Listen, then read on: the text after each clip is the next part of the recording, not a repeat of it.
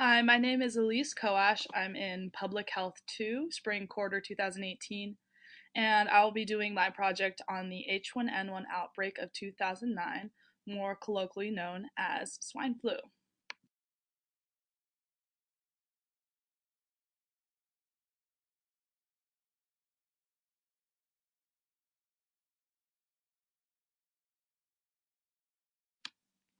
So, just a little bit of background information on the H1N1 outbreak of 2009. It was first detected in Mexico in March of 2009, and by July of 2009, there were 94,512 cases and 429 deaths worldwide. And this was an alarmingly fast rate of spreading of this disease. And researchers at the WHO believe that this is due to the global networks created by travel and trade. And this case was reported in 135 countries.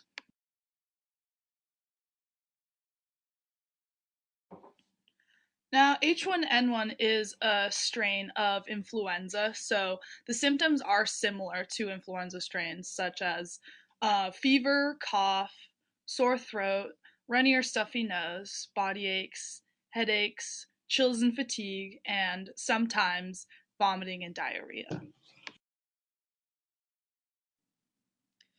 H1N1 is spread from person to person, meaning that if a person coughs or if they sneeze, and then another person breathes in the air which that person coughed or sneezed in, that is how the disease is transmitted.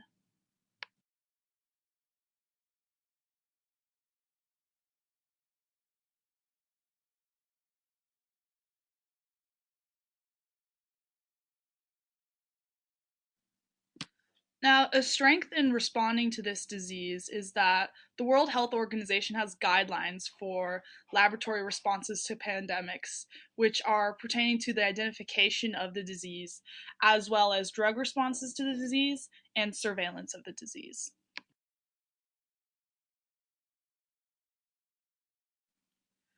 Now, certain weaknesses are that laboratory networks are limited in developing countries due to civil unrest or just lack of resources. And so, an implication of that is that surveillance can be incomplete in those areas.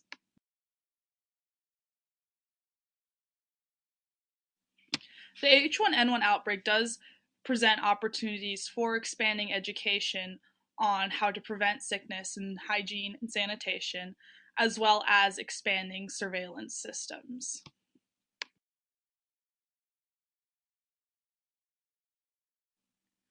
International travel poses a threat to containing the H1N1 virus because it exasperates the spread of disease, and global networks are so vast and so vital to so many individuals that it isn't always feasible to shut down borders and prevent people from traveling. And also, the nature of H1N1 is threatening because this strain of the virus circulates outside of the normal flu season.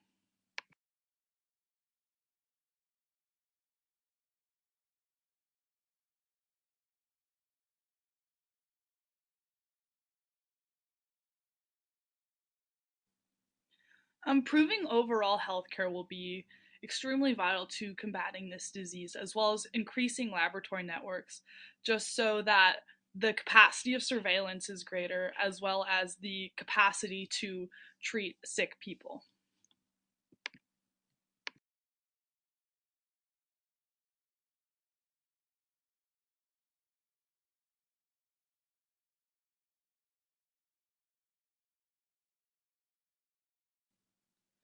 The Southeast Asia region of the World Health Organization took certain measures to reduce the spread of the H1N1 pandemic, such as enhancing surveillance as well and strengthening lab capacity, and also communicating the risks of H1N1 to the population.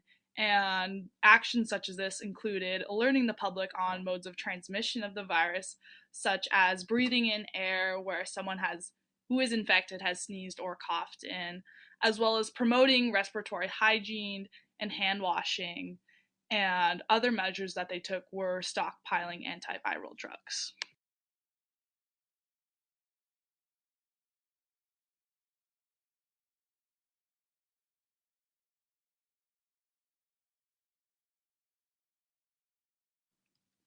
So, some recommendations on combating this issue are, as I've said earlier, increasing lab capacity, quarantining sick individuals, and promoting the overall awareness of the issue through education and expanding that to education of safe health practices.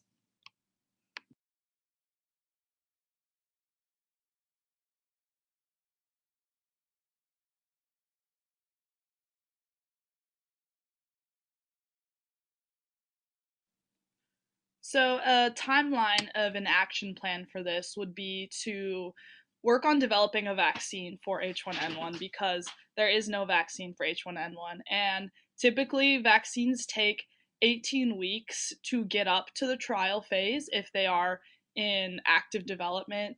And while those 18 weeks are transpiring, increasing lab capacity in developing areas, as well as establishing education programs.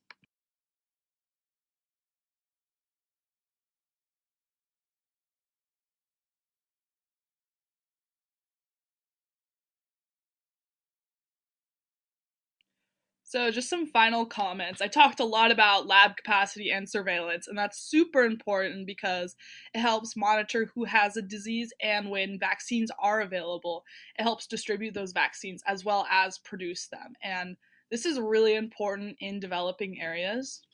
And education is also a really important part about spreading the awareness of the disease and ultimately decreasing the spread of a disease.